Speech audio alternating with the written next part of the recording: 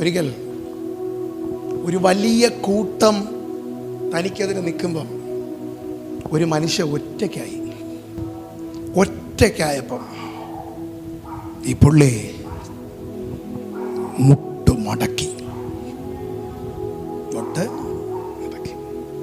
ഈ മുട്ടുമടക്കിയിട്ട് ഈ രണ്ട് കാലുകളുടെ ഇടയിൽ തൻ്റെ ഈ തല അങ്ങോട്ട് വെച്ചു.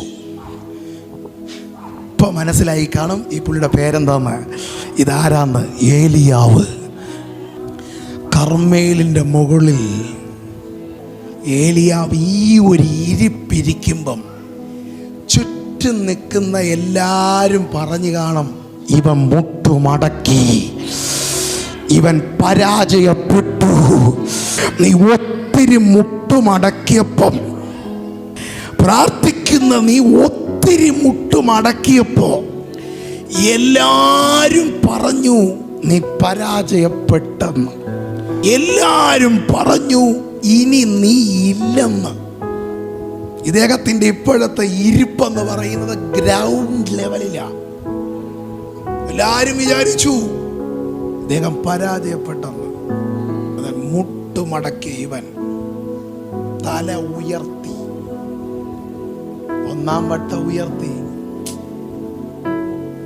വീണ്ടും ഉയർത്തി.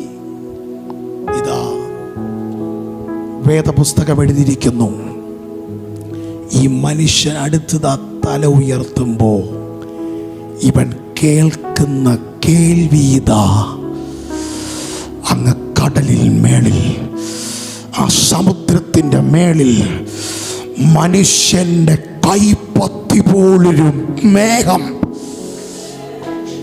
മനുഷ്യന്റെ കൈപ്പത്തി പോലൊരു മേഘം.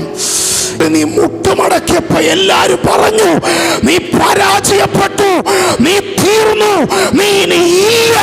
പക്ഷെ മുട്ടുമടക്കിയവൻ അറിയാം, ഞാൻ ഇങ്ങനെ മുട്ടുമടക്കിയത് എന്തിനാണെന്നറിയാം, എനിക്ക് വേണ്ടി ഒരു കരം ചലിക്കാനുണ്ട്.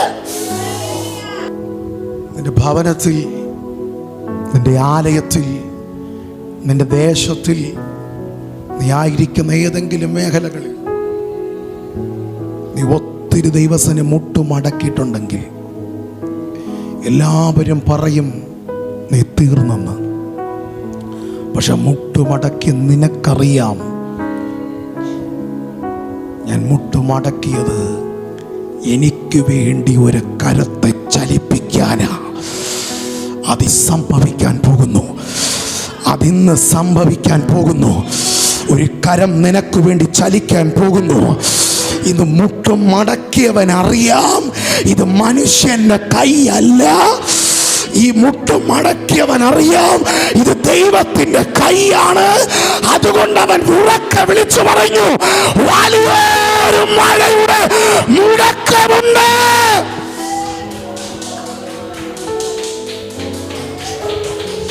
മുട്ടുമടക്കിയവൻ വിളിച്ചു പറയട്ടെ, വലിയൊരു മഴയുടെ മുഴക്കമുണ്ട്.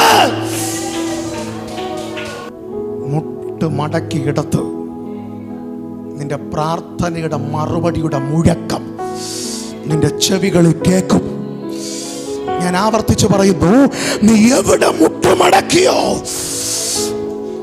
നീ എവിടെ മുട്ടുമടക്കിയോ അവിടെ തന്നെ നീ കേൾക്കും.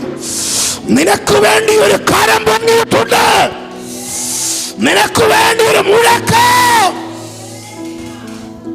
എവിടെ നീ പരാജയപ്പെട്ടെന്ന് ലോകം മുഴുവൻ നിന്നെ നോക്കി പറഞ്ഞു, നീ തീർന്നെന്ന് ഈ ലോകം മുഴുവൻ നിന്നെ എവിടെ വെച്ച് പറഞ്ഞു, അതേ ഇടത്ത് വെച്ച് തന്നെ എന്റെ ദൈവം നിന്റെ തല ഉയർത്തും, നിന്നെ ദൈവം ഉപയോഗിക്കും. ദൈവത്തിന്റെ കരം നിനക്ക് വേണ്ടി ഇറങ്ങി വന്നാൽ നീക്കേണ്ട ചിലതിന് നീക്കും. നിന്റെ പക്ഷത്തേക്ക് വരേണ്ടതിനെ ദൈവം നിന്റെ പക്ഷത്തേക്ക് കൊണ്ടുവരും. എത്ര പേർക്ക് മനസ്സിലായി?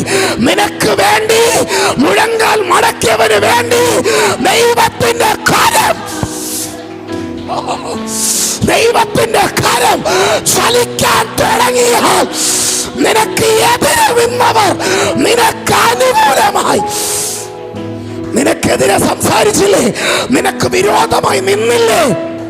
എനിക്കറിയത്തില്ല, നിന്നെ വെട്ടാൻ, നിന്നെ തകർക്കാൻ, നിന്നെ നശിപ്പിക്കാൻ, അവൻ നിന്റെ ശുശ്രൂഷക്കെതിരെ നിന്ന്, നിന്റെ കുടുംബത്തിനെതിരെ, നിന്റെ ആത്മീക ജീവിതത്തിനെതിരെ നിന്നവരോട് കൂടെ നിന്ന ചിലതിനെ എന്റെ ദൈവം പ്രാർത്ഥിക്കുന്ന ദൈവകരം ചലിക്കുന്ന നിനക്ക് അനുകൂലമായി. നിന്നെ ഒറ്റപ്പെടുത്തിയവർ തന്നെ നിനക്ക് അനുകൂലമായി ഈ ദിവസങ്ങളിൽ തിരിയുമ്പോ മണിക്കൂറുകളും നാളുകളും. ഏലിയാവ് വിളിച്ചു പറയാ, ഒറ്റ എണ്ണത്തിനെ വിടല്, വെട്ടിക്കോളാൻ. എന്തോ അതിന്റെ അർത്ഥം എന്നറിയോ? ഇതുവരെ മുട്ടുമടക്കാൻ പുള്ളി ഒറ്റയ്ക്കേ ഉണ്ടായിരുന്നുള്ളൂ. പക്ഷെ ദൈവത്തിന്റെ കരം ചലിക്കാൻ തുടങ്ങിയപ്പം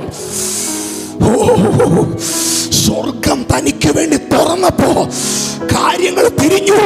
തനിക്ക് വേണ്ടി ചിലത് ചെയ്യാൻ, ദൈവത്തിന്റെ പദ്ധതിക്ക് നിവർത്തീകരിക്കാൻ ഒരു കൂട്ടം